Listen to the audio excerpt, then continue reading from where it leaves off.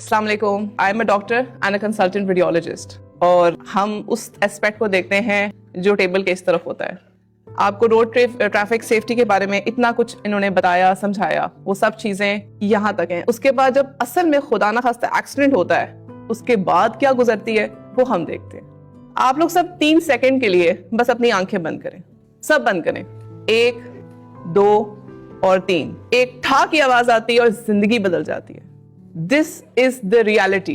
3 second में, पहले second में यू आर योर सेल्फ, दूसरे सेकंड में कोलिजन हुआ, तीसरे सेकंड में you are not what you were at the first second. ये एक रियलिटी ऑफ लाइफ है। मेरे सामने as a doctor, as a radiologist कोई आता है तो मेरे सामने कोई चेहरा नहीं आता, मेरे सामने आता है टूटी हुई हड्डी, कुचला हुआ स्पाइन और बिखरे हुए ख्वाब। This is the reality of life. आप इसलिए ना फॉलो करें रूल्स को कि वार्डन सामने खड़े हैं फाइन हो जाएगा। आप इसलिए फॉलो करें क्योंकि आप अपने माँ बाप से प्यार करते हैं, आप अपने बहन भाई से प्यार करते हैं, आपके कुछ एम्स हैं, आप कुछ बनना चाहते हैं, कुछ दुनिया को दिखाना चाहते हैं, आप एक अच्छी वाइफ हैं, आप एक अच्छे हस्बैंड बनना चाहते हैं, आप रिस्पॉन्सिबल हैं, आप इसलिए फॉलो करें। रूल्स सिर्फ रोड्स के नहीं होते, रूल्स हर जगह के। जिंदगी को आपका डिसिप्लिन बनाने के लिए रूल्स हमेशा इंपॉर्टेंट होते हैं, नो डाउट।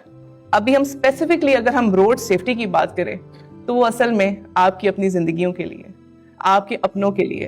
एक्सीडेंट्स जब हो जाते हैं तो ये चीजें सामने नहीं आती कि he was a bad driver, क्यों उसने हेलमेट नहीं पहना, उसके बाद सिर्फ अफसोस होता है। इसे कहते हैं ना कि सबसे ज्यादा तड़प वाली दुआएं मस्जिदों में नहीं, हॉस्पिटल्स में देखी गई हैं। आई पर्सनली थिंक अगर मेरी किसी बात से या डॉक्टर साहब की किसी बात से किसी की जिंदगी पॉजिटिव तरीके से बदल जाती है या उस किसी की जिंदगी बच जाती है तो शायद अल्लाह ने जो हमारी ड्यूटी थी यहाँ पे वो शायद पूरी की। एक्सीडेंट्स की जब हम रिपोर्ट्स बनाते हैं उस पे हम लिखते हैं fractured cervical spine, fractured skull, poor prognosis, यानी कि बंदा आगे नहीं बचेगा, प्रोग्नोसिस बहुत पुअर है। उसमें कभी ये नहीं लिखा होता कि ये बहुत ही अच्छा तालिब था, इसके A+ ग्रेड्स आते थे, इसके ये ख्वाब थे, ये इसने ये बनना था। उस पे चीजें नहीं आती। अब तो जेन ज़ी है, you can change anything, you can make trends, you don't need to follow everyone, you are the trendsetters।